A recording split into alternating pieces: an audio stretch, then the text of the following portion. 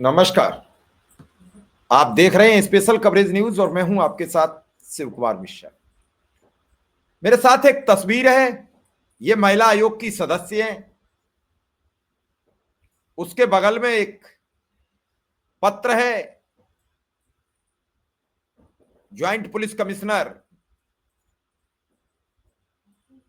कानपुर का, और इस पत्र और इन महिला आयोग की सदस्या ने आज पूरे दिन मीडिया में, कल पूरे दिन मीडिया में अफरा तफरी का माहौल कर दिया।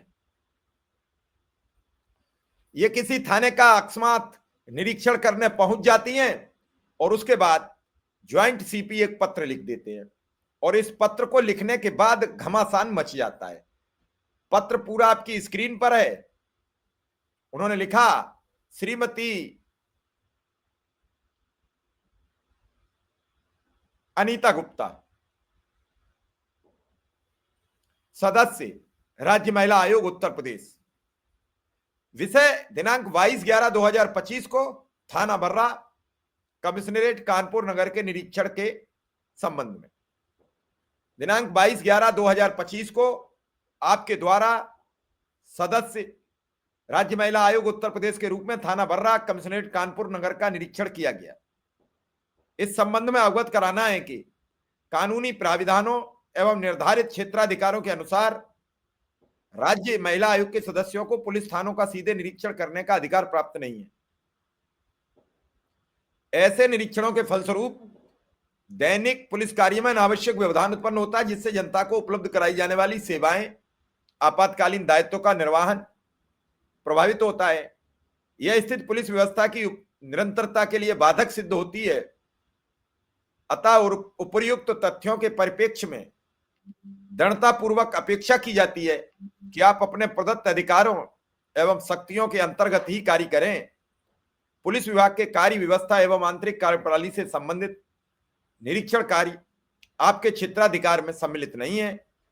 अतः भविष्य में ऐसे किसी भी निरीक्षण से बचा जाना अपेक्षित है, ताकि पुलिस विभाग अपनी संवैधानिक एवं प्रशासनिक जिम्मेदारियों का निर्वहन बिना किसी बाधा के सुचारू रूप से कर सके। ये लेटर उन्होंने लिखा, बाकायदा उन्होंने उसमें अपना पत्र लिखा और पत्र के नीचे उन्होंने फिर अपना joint police commissioner Kanpur Vinod Kumar Singh. दरअसल यूपी में इस पत्र को लेकर बड़ा विवाद हो गया। कानपुर पुलिस ने महिला आयोग की सदस्य को नोटिस भेजकर हद में रहने की चेतावनी दे दी है। कानपुर में बड़ा प्रशासनिक टकराव एक बार फिर सामने आया है। राज्य महिला आयोग की सदस्य अनीता गुप्ता ने 22 नवंबर को थाना बर्रा कानपुर कमिश्नरेट में जो है उसका निरीक्षण किया था। इससे पहले भी आपसी टकराव आया था जब जिलाधिकारी और सीएमओ में हुआ था। अब कानपुर पुलिस ने आधिकारिक पत्र जारी कर दिया है। महिला आयोग के सदस्यों को थाने का सीधा निरीक्षण करने का कानूनी अधिकार नहीं है। यह भी लिखा कि आप अपने प्रदत्त अधिकार और शक्तियों के अंतर्गत ही काम करें, पुलिस थानों का सीधा निरीक्षण करने से बचें। अब इस हिसाब से तो महिला आयोग की सदस्य प्रियंका मौर्य दर्जनों बार पुलिस बूथों का निरीक्षण कर चुकी हैं, यहां तक कि महिला जेल का भी औचक निरीक्षण कर चुकी हैं। वो बाकायदा इसकी रील भी डालती हैं। उनका ट्विटर, फेसबुक, इंस्टाग्राम इस सबसे भरा पड़ा है। फिर ये भी पुलिस के तहत आता है। फिर आखिर कानपुर पुलिस ने महिला आयोग की सदस्य को क्यों नोटिस भेजी? ये आपस में अधिकारों की कैसी छीना झपटी है। इसके अलावा महिला आयोग की उपाध्यक्ष अपर्णा यादव भी लगातार पुलिस के तहत आने वाली जेलों, अन्य संस्थानों का निरीक्षण करती हैं। अब क्या फिर अपर्णा यादव को भी पुलिस नोटिस देगी? अब जब कानपुर पुलिस ने एक मानक तैयार किया तो फिर उस पर चर्चा की जरूरत है। सवाल यह है कि महिला आयोग जो एक संवैधानिक संस्था है, उसे अगर कोई नियम या निर्देश देना होगा तो वो कौन देगा? सीएम, कैबिनेट, चीफ सेक्रेटरी या फिर कानपुर के ज्वाइंट सीपी? और अगर ज्वाइंट सीपी सही है तो क्या प्रदेश में अभी तक संवैधानिक संस्थाओं के निरीक्षण की कोई प्रक्रिया जो चल रही थी वो क्या नाटक थी? या फिर कोई प्रहसन चल रहा था। ये प्रदेश में आखिर सब कुछ चल के आ रहा है। कभी सरकार विधानसभा के अधिकार क्षेत्र में प्रवेश कर जाती है, तो कभी कोई जेसीपी साहब मिलकर महिला आयोग को उसके अधिकारों की लक्ष्मण रेखा बताने लगते हैं। ऐसा लगता है जैसे प्रदेश में अधिकारों की और सिद्धांतों की एक लड़ाई छिड़ गई है। जैसे रूस और यूक्रेन का युद्ध का कोई नहीं निराकरण हो पा रहा है, वैसे ही अधिकार और युद्ध सा छिड़ा घूम रहा है। पहले आप अनीता गुप्ता की बातें सुन लीजिए, क्या कहा उन्होंने। ऐसा है कि कल मेरे आवास पे एक नोटिस आया। मैं यहाँ पे उपस्थित भी नहीं थी, मेरे स्टाफ ने यहाँ उस नोटिस को रिसीव किया।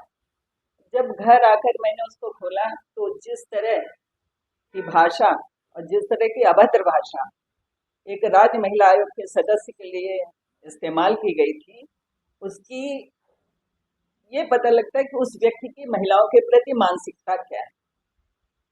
दूसरे, मैं ये नहीं चाहती कि महिलाओं के प्रति एक अलग से कोई चीज हो, लेकिन जो उनके विचार है, एक तो सबसे बड़ी बात है कि वो अधिकृत ही नहीं है मुझे नोटिस देने के।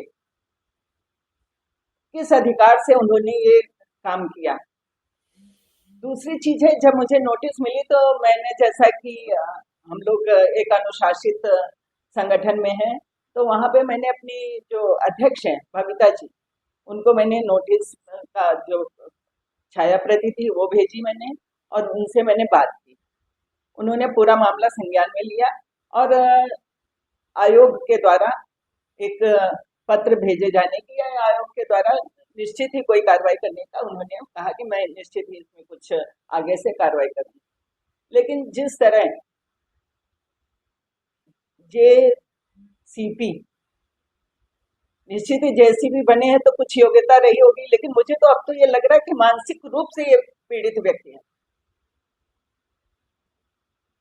और मैं इनको जानती नहीं, मैं इनकी शक्ल नहीं देखी, मैंने कभी नाम भी नहीं सुना, क्योंकि जब मेरी जन सुनवाई होती है तो जो नोडल अधिकारी होती है महिला अपराध की, वो आती हैं, या जो भी पुरुष या महिला, अधिकतर यहाँ पे कानपुर में सारी महिला ही पुलिस अधिकारी रही जो नोडल अधिकारी है, और महिला अपराधों का सारा विवरण हम थानेवार लेते हैं।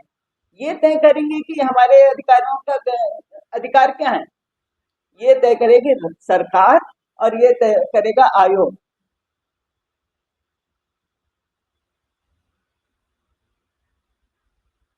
आपने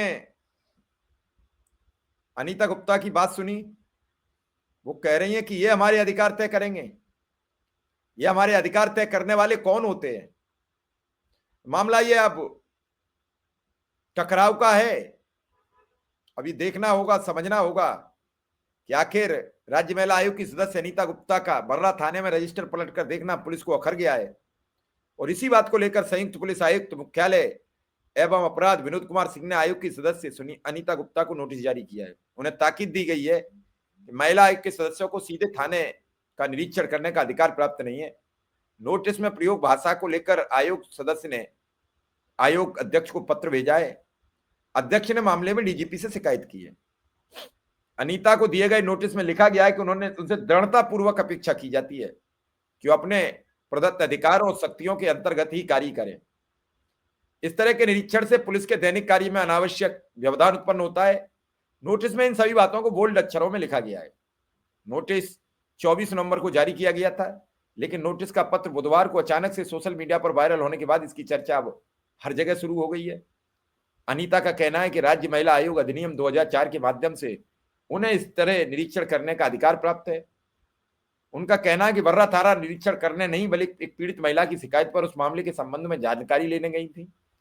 इंस्पेक्टर की अनुमति से उन्होंने रजिस्टर में महिला के संबंध के बारे में जो लिखा गया था उसके बारे में जानकारी ली। उन्होंने ऐसा इसलिए किया क्योंकि कुछ समय रेल बाजार थाने में आए एक मामले में पुलिस ने यह लिख कर केस बंद कर दिया कि दोनों के बीच समझौता हो गया। इसके बाद पीड़ित महिला ने आयोग की सुनवाई में बताया कि पुलिस ने उनकी कोई बात सुने बिना ही समझौता होने की बात लिख दी। विपक्षी दलों ने भी इस मामले में तूल दिया। अनीता भाजपा की क्षेत्रीय उपाध्यक्ष भी है।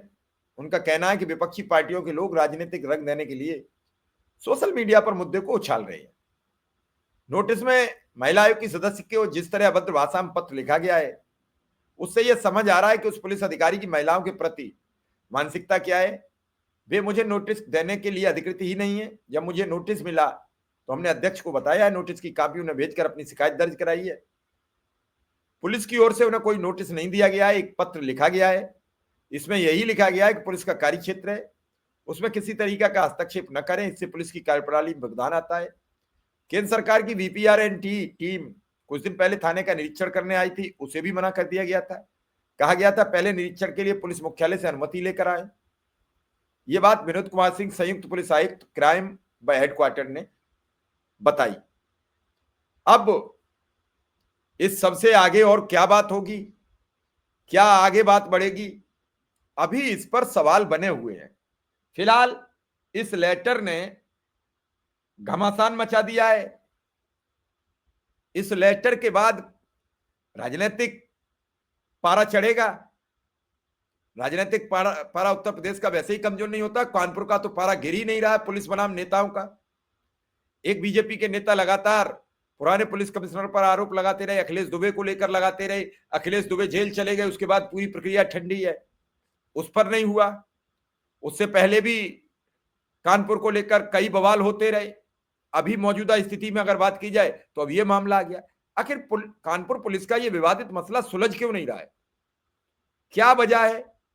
क्या कुछ ऐसा हुआ है कि लगातार कानपुर पुलिस कहीं ना कहीं संदेह के दायरे में, कहीं ना कहीं उस पर आरोप प्रत्यारोप का दौर खत्म होता नजर नहीं आ रहा है?